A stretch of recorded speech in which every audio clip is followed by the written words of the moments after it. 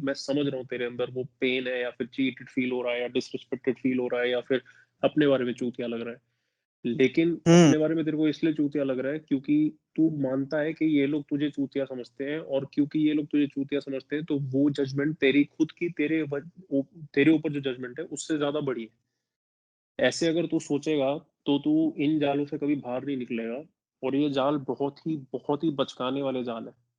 ठीक है, मैं तेरे को बताता हूँ स्टेप बाय स्टेप के, जो फॉर एग्जांपल तूने जो चीजें करी हैं उसमें से क्या क्या जो तूने आज से कभी दोबारा करनी नहीं है। ठीक है, क्योंकि इस पूरे प्रोसेस में तू एक चीज खो रहा है, वो है सेल्फ ओनरशिप। सेल्फ ओनरशिप मतलब तू अपना स्टेट अपने मुताबिक डिटरमिन करे, कंपेयर टू तेरा एनवायरनमेंट, तेरे सोशल कनेक्शंस, लड़कियां, ये तेरे स्टेट को इम्पैक्ट इम्पैक्ट करे। वो जब तक होता रहेगा तब तक तेरा कोई चांस नहीं है to be an autonomous person जो अपने बलबूते पे चलता है। बाहर की वर्ल्ड की जैसी सिचुएशन होगी तो उसके मुताबिक चलेगा पूरे टाइम, और वो एक पेरेनियल वीकनेस का ट्रैप है जो किसी भी आदमी को अपना बेस्ट वर्जन नहीं बनने देने वाला, या फिर असेंड नहीं करने वाला। जो फ्रीमैन का फॉर एग्जांपल गोल होता है कि हमें लाइफ में असेंड करना है, आगे भी और ऊपर भी। ऊपर अपने ही अंदर ही, अपने आत्मा में, अपने दिल में, अपने दिमाग में हमें और ज्यादा सुपीरियर बनना है अपने ही प्रीवियस वर्जन से। इसलिए मैं बोल रहा हूँ कि इसको एक वीडियो गेम समझ, जिसमें ये समझ ले लेवल 5 था, अब वो लेवल को छोड़ के आगे निकलना है टू लेवल 6, लेवल 7, धीरे धीरे। लेकिन वो कब तक होगा? वो तभी हो सकता है अगर तू अपनी असलियत, तेरी आत्मा को इस वीडियो गेम लेवल 5 के कैरेक्टर से जोड़ेगा नहीं।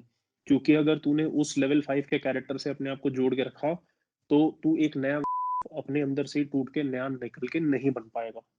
मेरी रीजनिंग समझ रहा है? बिल्कुल समझ रहा हूँ। ठीक है, ये चीज को समझ के लाइफ में हर चीज को हमने only as an opportunity for improvement देखना है, नॉट एज अ गेन और अ लॉस। अगर तू एज अ गेन और अ लॉस हर चीज को देखेगा तो तू जिंदगी भर दुखी रहेगा, क्योंकि तेरे को कभी भी वो चीजें नहीं 100% परफेक्टली मिलने वाली जो तेरे को चाहिए, क्योंकि वो किसी भी इंसान को नहीं मिलती। और फिर तू पूरे के पूरे वर्ल्ड को सिर्फ इसी विन या लूज के सिनेरियो से देखेगा, compare to looking at it as an experience. कि मतलब ये एक गेम है और इस गेम में से मैं खेलते खेलते आगे जा रहा हूँ, और वो गेम का सिर्फ खेलने के टाइम पे ही मजा लेना है। उसके बारे में पास्ट या फ्यूचर के बारे में सोच के मजा नहीं ले सकता बंदा, क्योंकि फिर तू इन द मोमेंट हो ही नहीं सकता। अगली बार जब तू किसी ऐसी सेटिंग या सिनेरियो में होगा, मैं चाहता हूँ कि तू ये फंडे को समझ ले, ताकि उस टाइम पे इन द मोमेंट तू अपने आप को ओन कर रहा है, और तू अपने आप को खो नहीं रहा कि कोई मेरे ऊपर हंस रहा है। तो चाहे तू डंबल उठा के अपनी एक्सरसाइज कर रहा है, लेकिन तेरा ध्यान तेरे डंबल और तेरी एक्सरसाइज पे नहीं है, तेरा ध्यान है कि वो लोग हंस क्यों रहे हैं। ठीक है, ऐसा कोई भी हम्म इंसान अपनी लाइफ की गेम नहीं जीत सकता, क्योंकि वो अपने एक्सटर्नल एनवायरनमेंट के बारे में सोच रहा है, और एक्सटर्नल एनवायरनमेंट जो चीजें हो रही है उसके बारे में सोच रहा है। समझ रहा है मेरी बात? समझ रहा हूँ। तो अब ये समझ कि ये लेवल 5 को हमने ऑब्जर्व करना है।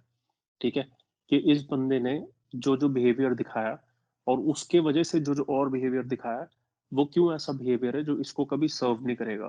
ये एक चीज है जो हमने समझनी है, नंबर 1। नंबर 2 हमने ये समझनी है कि क्यों ये सारे जो लोग हैं जिनको तू इतना इंपॉर्टेंस दे रहा है, ये क्यों हम्म मैटर नहीं करते। ठीक है, ये हो गया नंबर 2। और नंबर हम्म 3 चीज है जो हमने लानी है, वो है अवेयरनेस, कि जिंदगी भर आगे हम क्या कर रहे हैं, क्यों कर रहे हैं, क्या हम प्रोएक्टिवली कर रहे हैं या हम रिएक्टिवली कर रहे हैं। ये चीज की अवेयरनेस होना बहुत ज्यादा जरूरी है। ठीक है, तो सबसे पहले तो ये जो बंदा था लेवल 5 की जो वीडियो गेम में फंसा हुआ है, वो हम्म क्यों इस प्रकार का बना, मैं तेरे को बताता हूँ।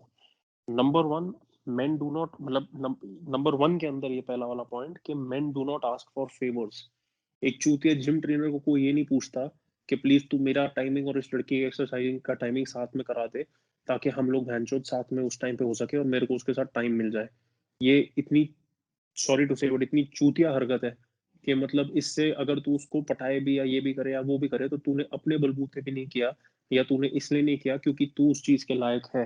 तूने ऑर्केस्ट्रेट किया एनवायरनमेंट को, तूने ऑर्केस्ट्रेट किया जिम के टाइमिंग्स को, अपने वर्कआउट को, उसके वर्कआउट को, सिर्फ इस आउटकम के लिए।